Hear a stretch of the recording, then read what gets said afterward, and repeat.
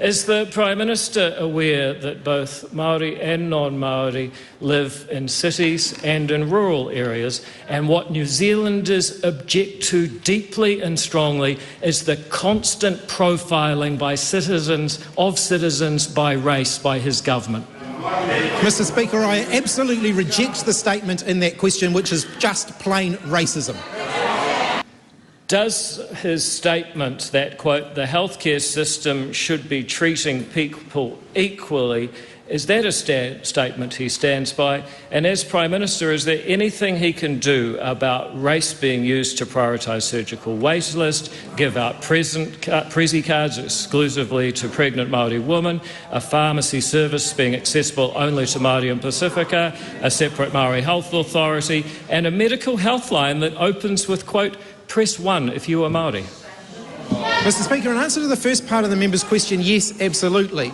I recognise that our health system has delivered inequitable outcomes for Māori and Pacific New Zealanders, and proactive targeting of ensuring that we are creating equal outcomes for different population groups, I think is a positive thing. How much money does the government currently collect in goods and services tax, or GST, on fresh fruit and vegetables? And can he confirm it's approximately $500 million per year, $10 million per week, or $2 per person per week? Mr. Speaker, the cost across the forecast period is about $2.2 billion. Does the Prime Minister agree with his government's tax working group that said, quote, changes in rates for specific goods and services were on average not fully passed through and had an estimated average pass-through rate of approximately 30%, end quote? And if so, does he accept that taking $2 worth of GST off fresh fruit and vegetables per person would save the average person 60 cents a week?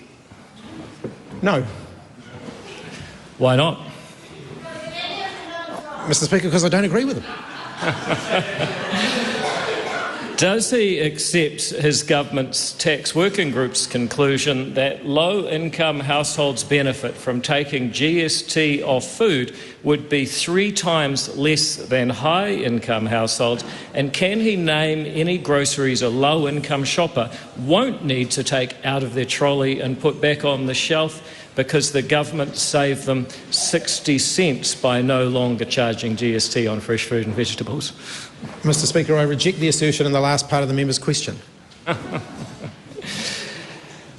Would he say it's a good example of the government tightening its belt that Mac Luainai's $40,000 farewell from the Ministry of Pacific Peoples was followed by a welcome to the Ministry of Arts, Culture and Heritage that cost only $12,500, including $468.70 on flowers, which included $60 of GST?